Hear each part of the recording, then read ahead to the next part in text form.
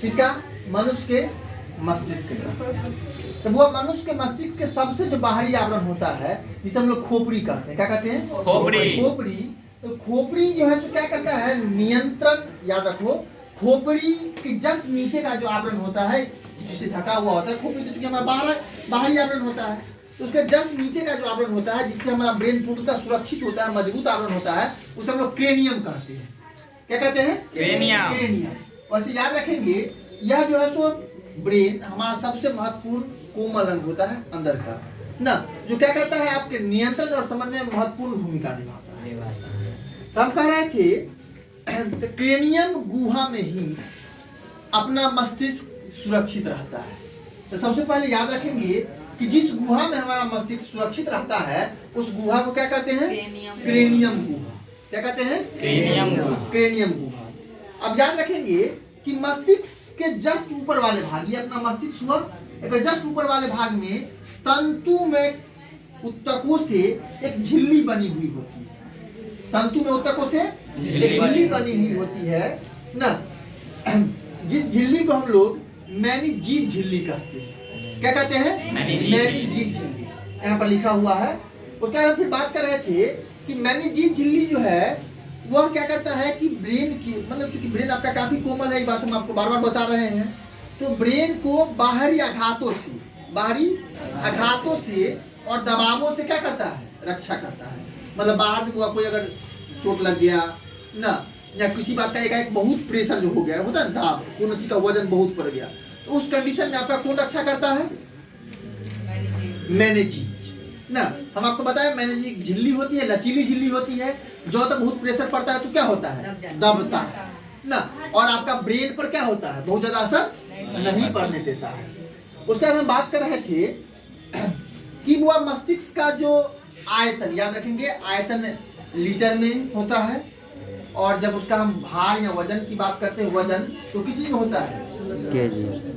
Kilogram में ना। भार किसी में किलोग्राम में, और आयतन लीटर में। तो ब्रेन का जो आयतन होता है 1 लीटर 600 ml, चाहे 1650 ml के लगभग होता है। कितना?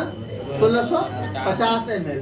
और जब भार में जब वजन करेंगे तराजू पर तो कितने लगभग 1.5 kg का होता है। एक बात हम आपको यहाँ पर बता दें कि पुरुष का जो ब्रेन का जो वजन है ना, पुरुष के ब्रेन का वजन वो अपेक्षाकृत ज्यादा होता है, स्त्रियों के ब्रेन का वजन अपेक्षाकृत कुछ कम होता है। जैसे पुरुष के ब्रेन का वजन लगभग 1600, कितना?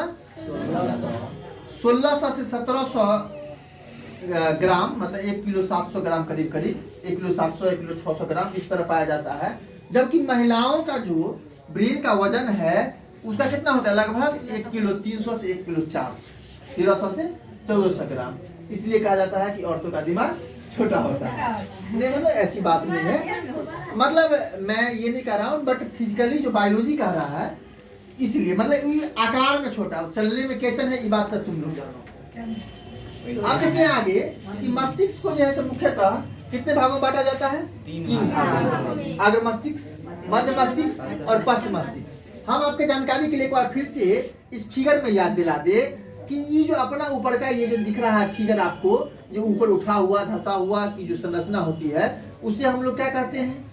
अग्र मस्तिष्क। ध्यान दो, ये ऊपर का यहाँ की संरचना दिख रहा है बिल्कुल हल्का लाइनिंग संरचना, वह कौन मस्तिष्क है? अग्र मस्तिष्क है। उसका ये जो रंगी हुई संरचना है ग्रीन लाइन, वह कौन मस्तिष्क है? मध्य मस्तिष्क। कौन मस्तिष्क? मध्य मस्तिष्क। और तथा इसके बीच का जो रचना है वह कौन है?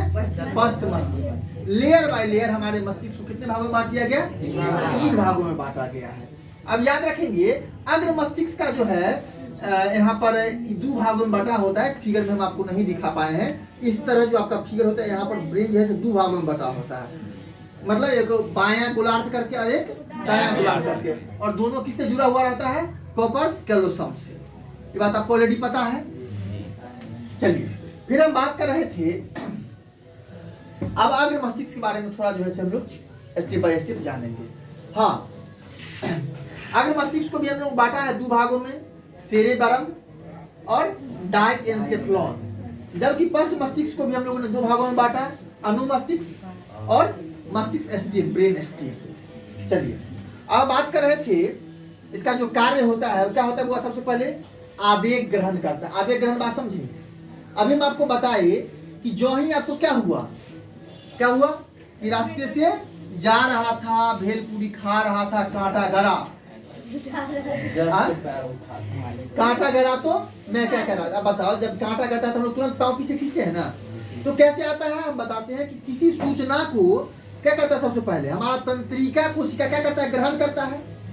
और याद करो तंत्रिका कोशिका का जब हम स्ट्रक्चर आपको बताए थे ना, तो उसका बुआ ऊपर वाला एक संरचना था ना, जिसमें कोशिका द्रव था, याद है, केंद्रक था ना। फिर उसके बाद हम साइट्रॉन बताए थे, नलिका थी बीच में, फिर नीचे से पुच्छी जैसी संरचना थी ना। तो वो जो संरचना था तो क्या करता है, वो आवेग को ग्रहण करता है, उसका बाहर से निकल रहता है सेप, याद आया, ऊपर में।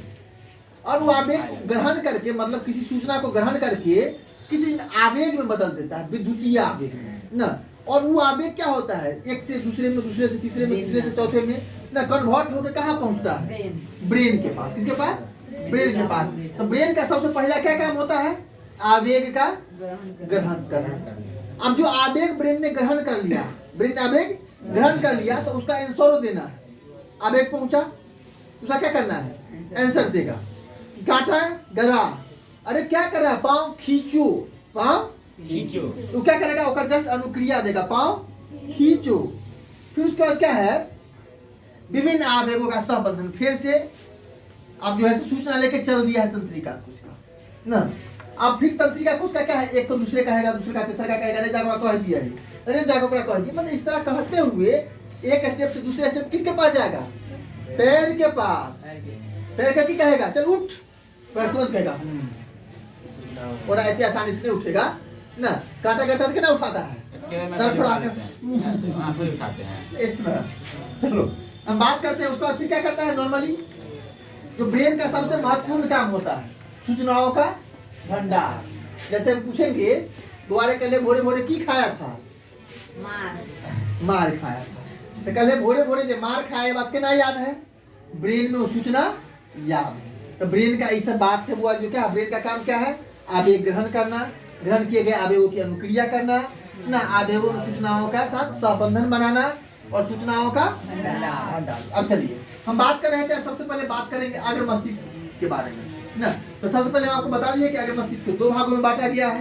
कौन कौन, एगो सेरेब्रम जिसको प्रमस्तिष्क कहते हैं, और डायंसेफ्लॉन। तो सेरेब्रम जो होता है, सेरेब्रम, तो सेरेब्रम का जो काम है वो क्या काम है, वो क्या हुआ, इसमें से सब बिल्कुल शांत भी है और सबका शांति रहना है। चलो तो हम बात कर रहे थे किसके बारे में, सेरेब्रम। तो सेरेब्रम जो है याद रखना, वो मानव मस्तिष्क की सबसे बड़ा भाग है। वैसे अग्र मस्तिष्क ही सबसे बड़ा भाग है, जो पूरे ब्रेन का 2/3वां हिस्सा है। क्या हिस्सा है, 2/3वां हिस्सा है। हम बात कर रहे थे अब अग्र मस्तिष्क में याद रखो कि दो तरह की संरचनाएं होती है, एक उभरी हुई, एक धसी हुई। तो जो उभरी हुई संरचना होती है उसे हम लोग क्या कहते हैं, गायरस, और धसी हुई संरचना को क्या कहते हैं, नहीं रे, सल्कस। धसी हुई संरचना को सल्कस, उभरी हुई संरचना को गायरस कहते हैं। अब देखो, अब फिर हम आगे जो बात कर रहे थे कि अब मान के चलो, अगर किसी व्यक्ति का, ध्यान समझो, किसी व्यक्ति का अगर सेरेब्रम, सेरेब्रम अपेक्षाकृत छोटा हो, सेरेब्रम छोटा हो और सल्कस और गायरस भी अगर पूरी तरह विकसित नहीं हो, तो वह क्या होता है, मंद बुद्धि कहलाता है। जानते हैं क्यों, क्योंकि अपना सेरेब्रम जो है इसे चतुराई का केंद्र, बुद्धि के चतुराई का केंद्र कहते हैं। बुद्धि के चतुराई का केंद्र किसे कहते हैं, सेरेब्रम को। बुद्धि के चतुराई का केंद्र किसे कहते हैं, सेरेब्रम। और याद रखेंगे उसके बाद जो है सो इसको सेरेब्रम का भी और भी कई काम होता है। जैसे वह आपने सोचने समझने की शक्ति क्या करता है, पैदा करता है। स्मरण शक्ति, याद रखने की शक्ति कौन देता है, सेरेब्रम ना।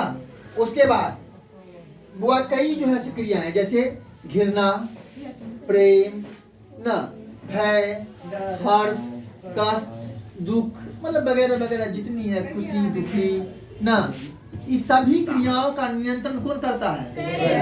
सेरेब्रम। कौन करता है? सेरेब्रम। याद रखना, वो अगर सेरेब्रम नहीं रहेगा तो टाटा फिश फ्यूज ना तो केकरो से दुश्मनी और ना केकरो से प्रेम दोस्ती।